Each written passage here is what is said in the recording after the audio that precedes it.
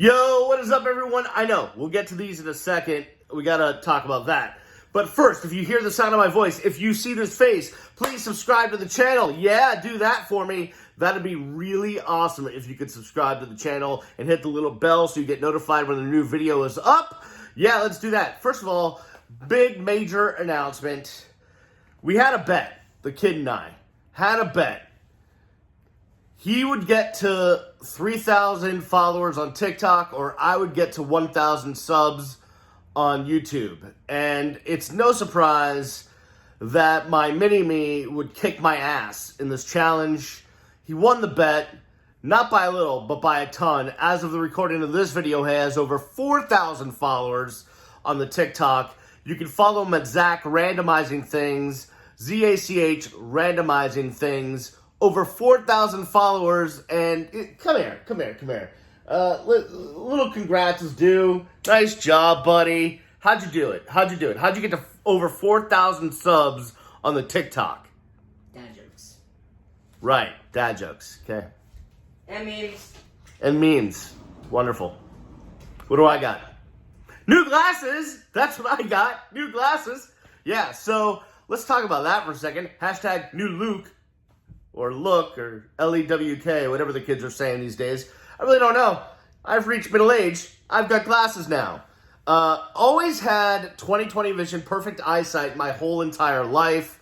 Went and started noticing recently, maybe within the last 3-4 months, that I'd be looking at my phone and then looking at the television and then at the computer, and somewhere in between, things were getting a little tiny blurry, like, wait, something's off a little bit here. And as it turns out, in order to read the phone and the computer and, I guess, papers, if we're doing that, if anyone reads papers these days, I need some reading glasses. But also because I do spend so much time in front of my devices and the computers, and you probably do too. I've got the Blu-ray blocking situation built into these glasses. That was recommended by my ophthalmologist, the great Dr. Arthur Fishman recommended that. So we got that in there, also UV protection. But the key thing with these glasses is the bottom parts are readers, the top part really is nothing but the blue blocking and the UV protection. They're progressives, if you really want to know, glasses. So it's my first pair of, well, this is not true. Back when I was like in high school, my eye doctor, who was a friend's dad, tried to tell me I had an astigmatism. I didn't really have it, but I did go and get 2 pairs of glasses from the optical store in the mall, but I never really wore them. These actually are coming into handy. I'm finding that it does actually make reading easier. So welcome to midlife. Yeah, welcome to the glasses. I know. Sexy as hell. All right, let's get into this real quick. So what is this video about? This is the second chapter of my unemployed diaries. If you hadn't heard, I was let go from my...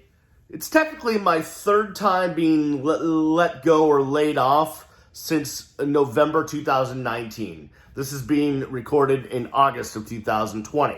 So, less than a year, 3 times being laid off. Now, one time in the middle of all this was simply a furlough due to the pandemic. The first time was when I was let go from my dream job in radio, and this last time was with my stint that I had, most recent stint of working with the company Code Ninjas, and it was simply just a bottom line, finances, we're in a recession, things have to tighten up, bottom lines have to be met sort of situation, so no ill will there at all. So here we are. In the second chapter of me being unemployed in a year. So, last time I discussed that at length. You can go find the previous video. But what I wanted to talk about is really, what do I do now? Because I told myself, so it's been like 9 days since I was let go. And I told myself that I would take 2 weeks of a mental health break. So I still got, about a week left, a little less than a week of my mental health break before I even start to look at my resume, start to look at jobs, get on the site, do all that. I just wanted 2 weeks to just do nothing, think about nothing, clear my head, and just, I didn't even want to start evaluating where I was, because so much going on in the world right now, that just my head was just full of all sorts of anxieties and things and going on, and I just wanted to take 2 weeks and just, clear it up. So we binged The Office. That was fun. We finally finished that. I'll do another video on that at some point. We're in Umbrella Academy. We're just taking in the entertainment, just taking in sports a little Heat NBA playoffs, yeah, and just clearing the mind, just getting right up here, so that when I go dive in, I have a better just mind frame, and I think that's really important. The last time I got laid off from my dream job in radio, the next day, resume was being done. I was on every website. I was updating LinkedIn. The profiles were being updated. Sites were being logged on to. I just jumped in. And there was nothing wrong with that. I mean, it took me a while. I got hired sometime it took me about 2 months to find a gig. And that was after going on a million different interviews and talking to a million different people and what have you. And I think the process that I went through last time was somewhat good, because I think at the time my most important goal was to find a job that paid the bills, helped pay the bills, that had room for some advancement, and would not be a job that caused me undue stress when I left work. Because in my previous job, 24, when you're in radio management, you're on call 24/7, 365. The phone rings at any time. You may have to drive to the station or to remote you're always on. Certainly not as important as a first line responder, first line worker, but same sort of schedule, right? And it was never a job that I could leave. I could leave physically, but not mentally. And I wanted my next job to be one where I could walk out the door at whatever time I had to leave and leave work behind me and go home and dedicate time to my family, to me, to whatever else. And so I kind of did find that. So that was good.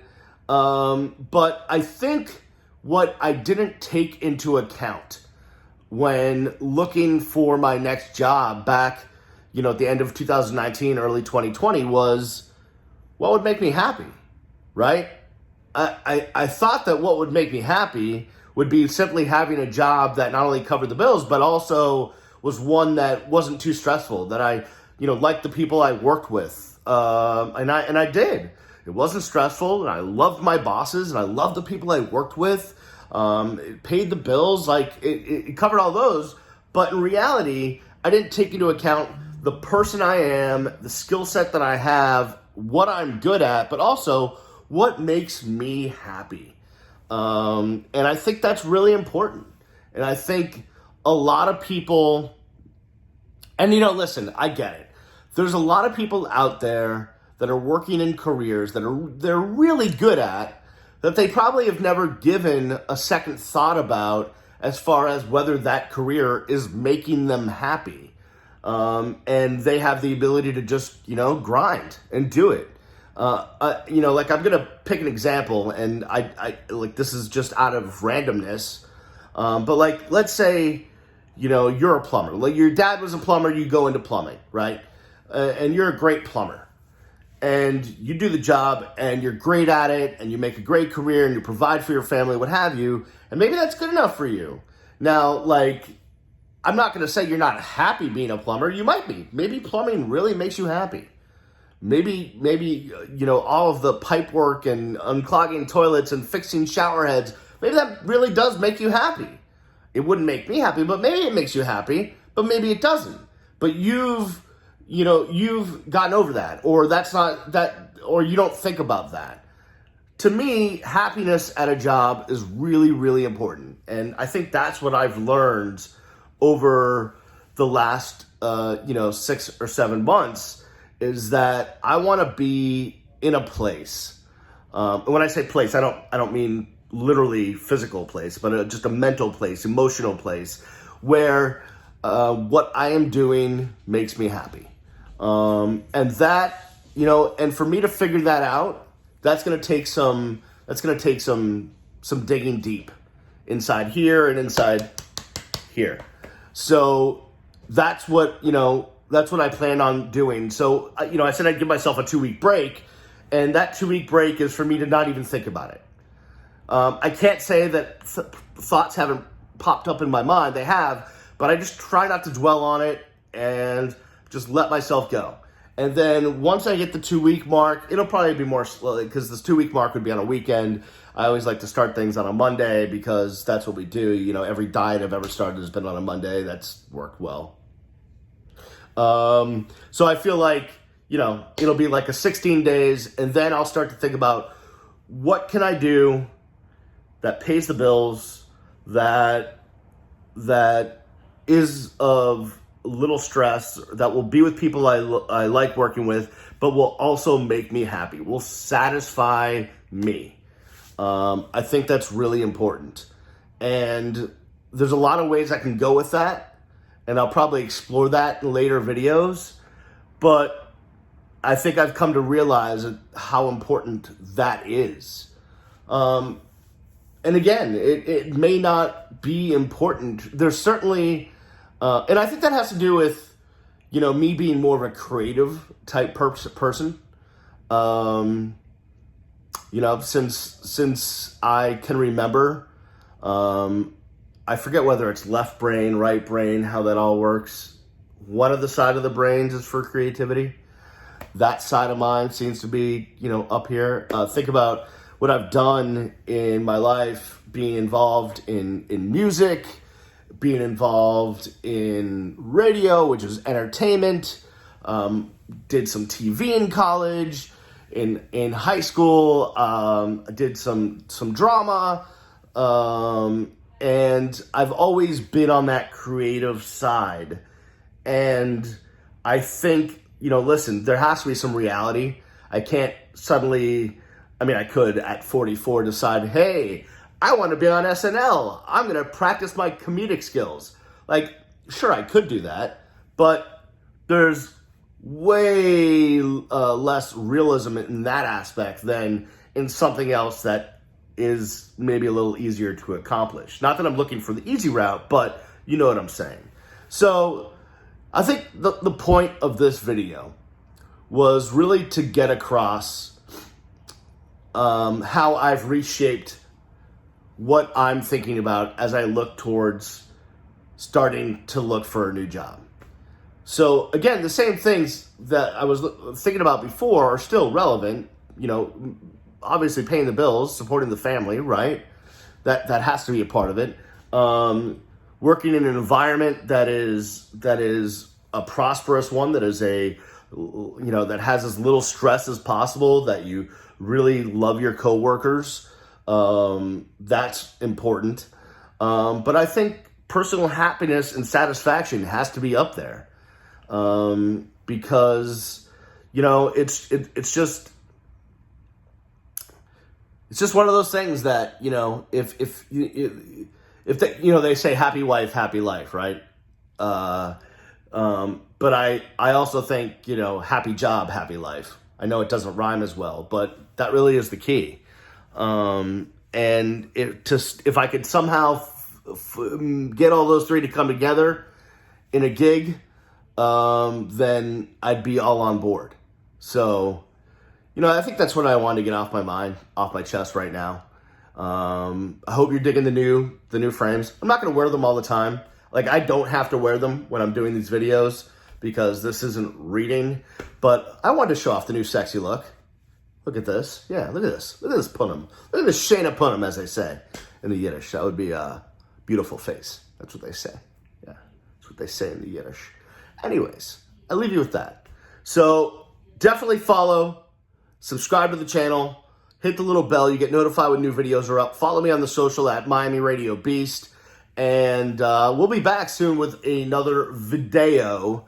Who knows what it's going to be? Is it going to be another chapter of the, or another episode of the Unemployment Diaries? Is it going to be me breaking down my thoughts on finally finishing The Office? Is it going to be an interview with somebody? We don't really know. This channel's all over the place. Or it could be a hot sports take. Sports, sports, sports. All right, that'll do it for me. For my kid who's busting my ass on social media. He's awesome. Follow him on TikTok at Zach Randomizing Things. And myself, the Beast, Brian London. I say, I'll see you when I see you. Peace.